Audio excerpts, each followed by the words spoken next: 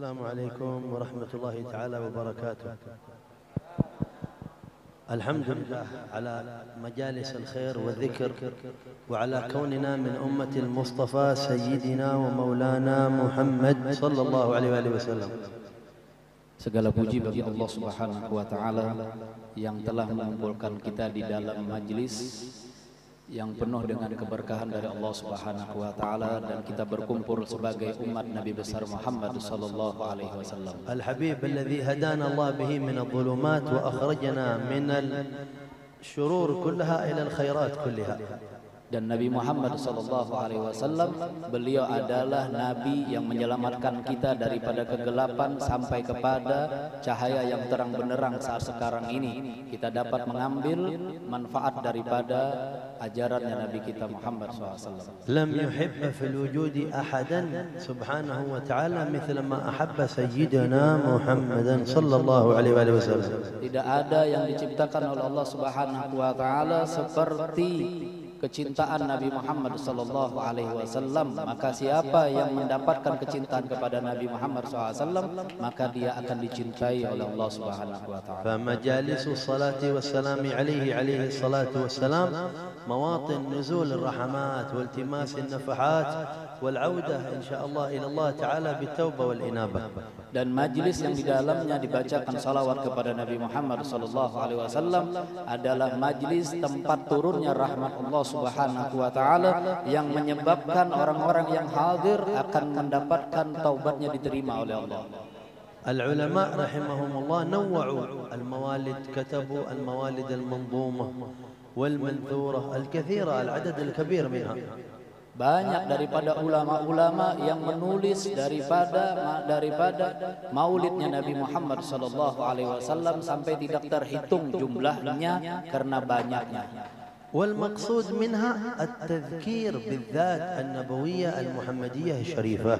Dan maksud daripada mereka mengarang kitab-kitab maulid tersebut adalah untuk mengingatkan kita kepada Nabi kita Muhammad SAW sehingga kita memiliki hubungan dengan beliau. قال العلماء وأهم فصل في المولد فصل الشمائل النبوية. Dan berkata para ulama, yang sangat penting daripada pasal-pasal di dalam pembacaan maulid tersebut adalah pasal-pasal yang menerangkan tentang sifat-sifat dari Nabi kita Muhammad sallallahu alaihi wasallam. لماذا هو أهم فصل؟ قالوا لأنه موضع الاقتداء. لن تقتدي بالولادة ولن تقتدي بما جرى قبلها، لكن تقتدي بالذات المحمدية في الأخلاق وفي العبادات وفي المعاملات وفي الطاعات وفي سائر شؤون الحياة.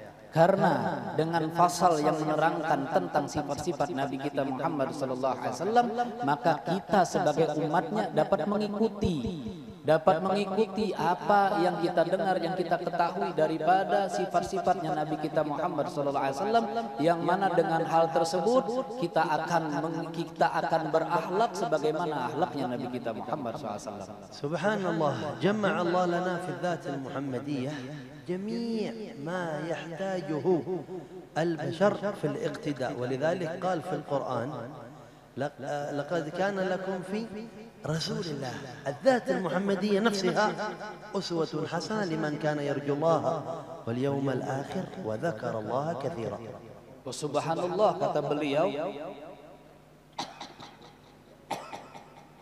Subhanallah, kata beliau, di dalam maulid tersebut, di dalam sifat-sifat Nabi Muhammad sallallahu alaihi wasallam, Allah Subhanahu wa taala menerangkan agar kita mengikuti Nabi Muhammad SAW sebagaimana firman Allah Subhanahu wa taala, laqad kana lakum fi rasulillahi uswatun hasanah. Artinya di dalam ayat ini yang kita perlu contoh, yang kita perlu jadikan sebagai pengikutan kita adalah zatnya Nabi Muhammad sallallahu alaihi wasallam.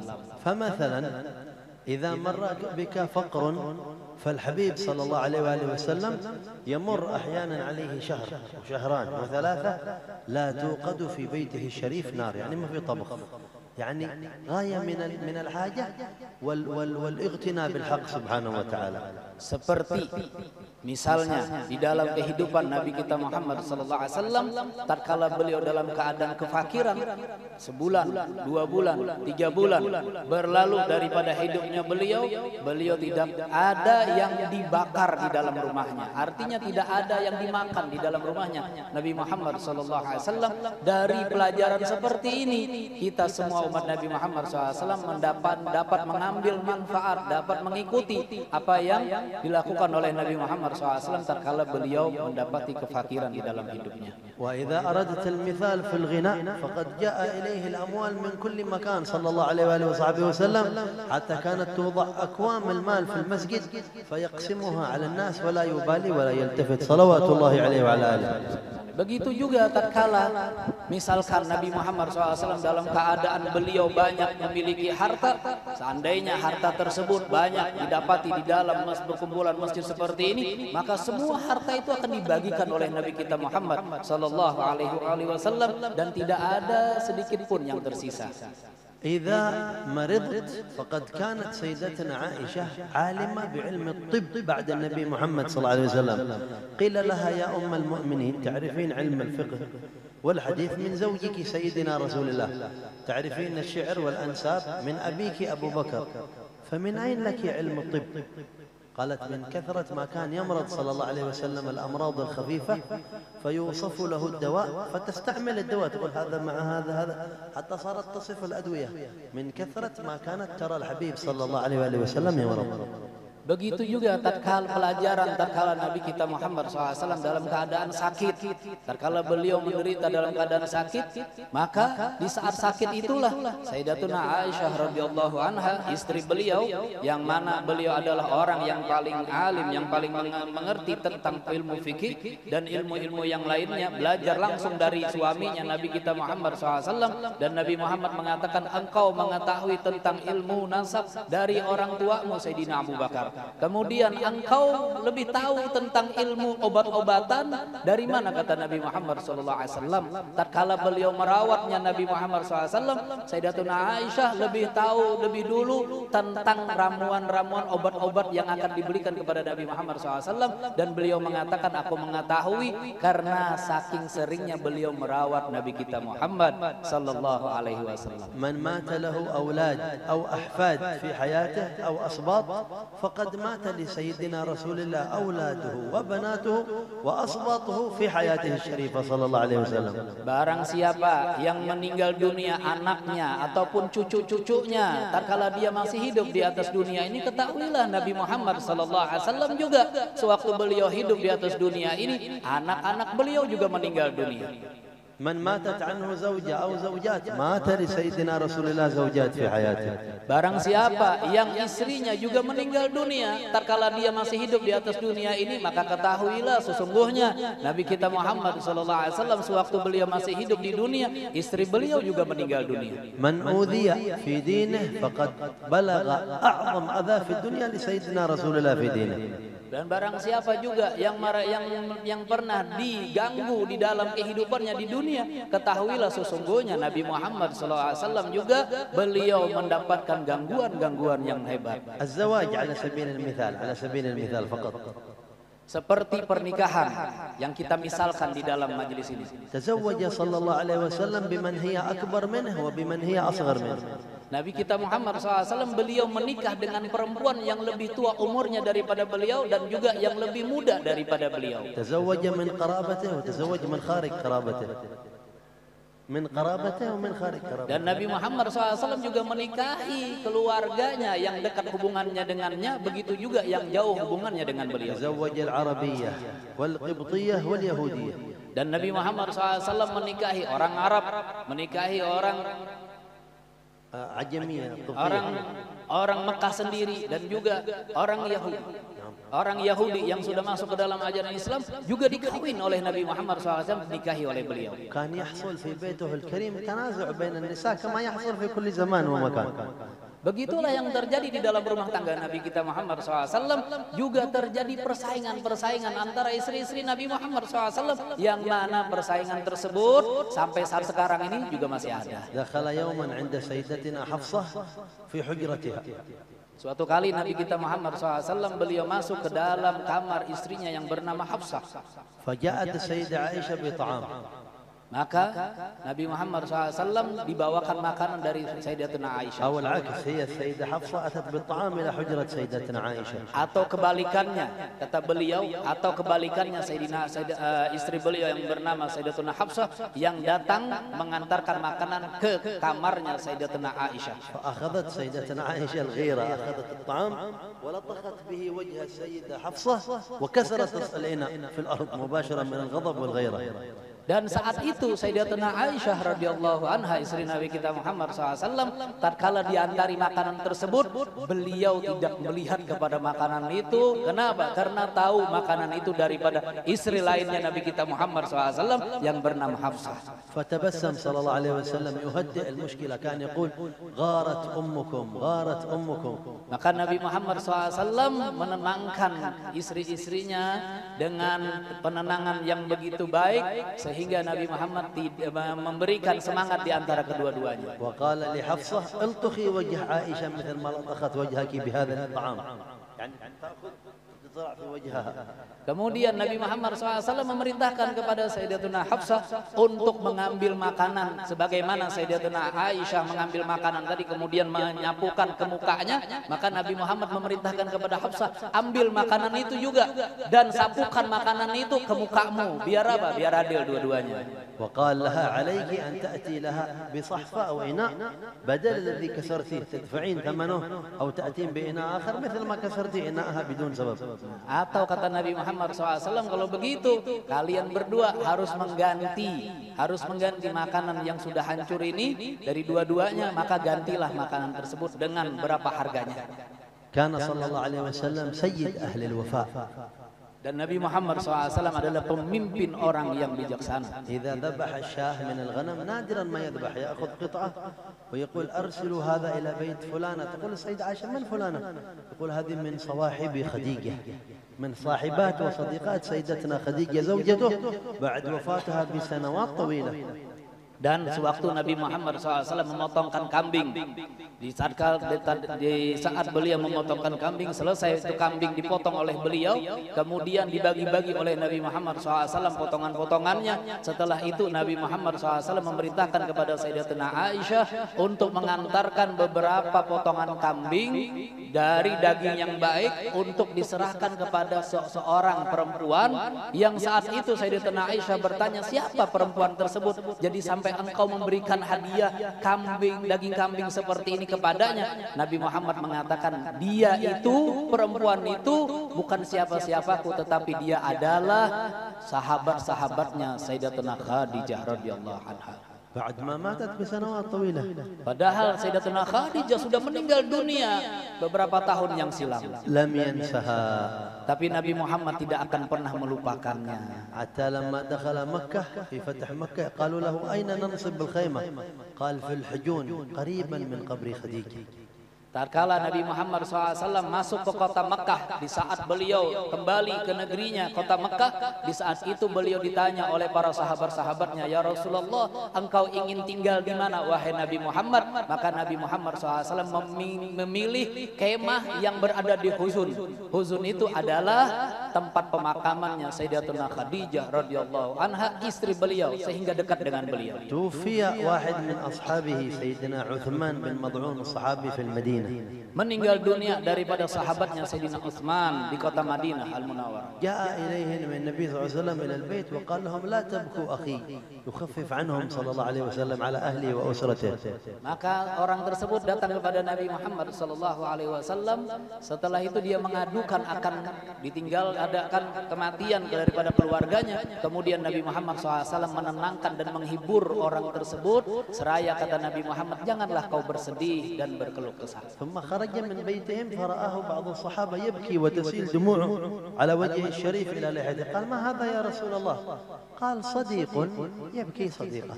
كتم دموعه صلى الله عليه وسلم أمام عائلته. فلما خرج غلبته الدموع. بشريته صلى الله عليه وسلم كلها رقة وجمال ولطافة وطهارة. Dan di saat itu Nabi Muhammad SAW dilihat oleh para sahabat-sahabatnya tatkala keluar daripada rumahnya, beliau berlinangan air matanya. Berlinangan air matanya, sahabat-sahabat bertanya, siapa yang kau tangisi ya Rasulullah sehingga engkau menangis dengan begitu dahsyatnya? Tangisan apa yang menyebabkan engkau menangis seperti ini? Kata Nabi Muhammad SAW, ini adalah tangisan buat seseorang yang lagi sedih karena dia ditinggalkan oleh saudara istrinya. وعلى كل حال حتى لا يطول بنا الكلام جميع مظاهر شؤونه وحياته وعباداته وعاداته هي مظهر قدوة لأمته. Semua apa yang digambarkan, apa yang dinampakkan oleh Nabi kita Muhammad SAW daripada sifat-sifat yang mulia, semua itu adalah gambaran buat kita umatnya agar kita dapat mengikuti sebagaimana apa yang dilakukan oleh Nabi kita Muhammad SAW. لا يوجد إنسان في الدنيا وثقت وكتبت وسجلت جميع تفاصيل حياته في نومه ويقظته وخلائه وزوجاته وجميع تفاصيل شؤونه مثل ما دونت تفاصيل الحبيب الأعظم صلى الله عليه وسلم. تجد في الروايات فتبسم النبي فضحك النبي فدخل النبي فقال النبي فأشار بيده وكان جميع الالتفاتات سجلوها ودونوها وحفظوها لأنها قدوة لنا عرفوا كيف عظمت هذه الذات المحمدية. Tidak ada seorang manusia yang hidup di atas dunia ini yang disebut, yang ditulis semua sifat-sifatnya, dari mulai sifat beliau tidur, dari mulai sifat beliau berjalan, daripada perkawinan-perkawinannya sampai kepada anak cucunya, sampai semua tingkah laku yang dilakukan oleh beliau seperti Nabi Muhammad SAW. Semuanya tercatat dengan baik, semuanya tercatat dengan indah, semuanya tertulis di dalam buku-buku sejarah Nabi kita Muhammad SAW, yang semua itu adalah menjadikan panutan buat kita. قال العلماء أعظم الأولياء درجة أشدهم متابعة للنبي محمد صلى الله عليه وسلم. هذا الذي يكتمل له المقام في المتابعة حتى تكون جميع حركاته وسكناته والتفاتاته محمدية. هذا يكون أعظم الأولياء في مراتب الدرجات. Dan para ulama mengatakan sesungguhnya paling besarnya, paling tingginya derajat seorang aulia Allah Subhanahu wa taala adalah paling sempurnanya mereka dalam mengikuti Nabi Muhammad sallallahu alaihi wasallam di dalam kehidupannya di atas dunia ini. Barang siapa yang mengikuti Nabi Muhammad dengan sempurna, maka Allah akan angkat derajatnya dan akan berikan magam yang besar buat dirinya. Allah yarzuqna wa iyyakum kamalan mutaba'atihi zahiran wa batina. Semoga Allah Subhanahu wa taala memberikan kepada kita sebaik-baik pengikutan kepada Nabi kita Muhammad sallallahu alaihi wasallam fi aqwalina wa fi af'alina ya rabbal alamin. Dalam omongan kita, dalam lisan kita, dalam kehidupan kita di dunia. Wa fi ibadatina wa fi adatina ya Allah. Di dalam ibadah kita dan di dalam kehidupan kita ya Allah. Arzuqna kathrat dzikrika wa dzikrih. Berikan kepada kami rezeki agar dapat menikmati lezatnya menyebut namamu ya Allah. Uballighna dawaman ziyaratahu sallallahu alaihi wasallam. Dan berikan kepada kami ya Allah dapat berziarah ke makam Nabi Muhammad SAW. Wa akrim a'yunana bi ru'yat wajhihi al-karim salawatullahi alaihi wa ala alihi fi afiyah. Dan ya Allah jadikan mata-mata kami dapat memandang wajah Nabi Muhammad sallallahu alaihi wasallam dalam keadaan sehat wal afiat. واجعل هذه الدعوات والإنشادات اللي سمعناها سبب في قضاء جميع حوائجنا الظاهرة والباطنة يا رب. Dan jadikan ya Allah apa yang kami lakukan, apa yang kami dengar di dalam majlis yang mulia ini sebagai perantara buat kami dapat mendapatkan keridhaan daripadamu ya Allah. Waghfir Allahumma dzunubana wastur 'uyubana. Ampuni dosa-dosa kami dan tutup segala aib-aib kami ya Allah. Washfi mardana wa 'afi mubtalana. Sembuhkanlah sakit-sakit yang sakit di antara kami ya Allah dan cukupkan bala daripada mereka ya Allah. Wa'um bi barakat hadhihi as-sa'a ahl diyarina wa qarabatina wa ahya'ina wa amwatina. Dengan berkat perkumpulan yang mulia ini limpahkan juga keberkahan kepada keluarga-keluarga kami dan anak-anak keturunan kami ya Allah. Wa la taj'al fina wa la minna wa la ma'ana syaqiyyan wa la mahruman wa la matrudan wa la ma'thuman ya Allah. Dan jangan engkau jadikan ya Allah salah satu di antara kami yang hadir dalam majlis majelis ini ya Allah, terkecuali mereka semuanya mendapatkan keberkahan daripada majelis yang mulia ini ya Allah. وبارك في هذا المجلس وهذا المسجد في حبيبنا علي، متعه بالعافية وتغشى والده بوافر الرحمة والمغفرة وسائر أشياخه ومن يعينهم من المنشدين وأهل التعمير ومن يحضر هذه المجالس. أسألك اللهم أن تشملنا أجمعين بالبركة ظاهرا وباطنا. Dan mudah-mudahan Allah Subhanahu wa taala berkahi semua yang hadir di dalam majelis yang mulia ini, terutama mereka para habaib, terutama takmir daripada masjid ini yang membaca qasidah, yang membaca maulid. Mudah-mudahan semuanya diberkahi oleh Allah Subhanahu wa taala dengan keberkahan yang sempurna. ورحمة نسألك يا رب للمستضعفين من المسلمين وأهل البلاء في مشارق الأرض ومغاربها عامة. Dan ya Allah, jauhkan daripada kaum muslimin segala macam bala dan bentuk-bentuk penyiksaan kepada mereka ya Allah. وأدم الحفظ لبلاد إندونيسيا والأمن وارفع عنها المصائب والكروب والخطوب ظاهرا وباطنا. Dan jadikan negara kami Indonesia ya Allah tercegah daripada semua daripada bala-bala yang ada ya Allah. وصلى الله وسلم وبارك على المصطفى سيدنا محمد وآله وصحبه أجمعين والعفو منكم.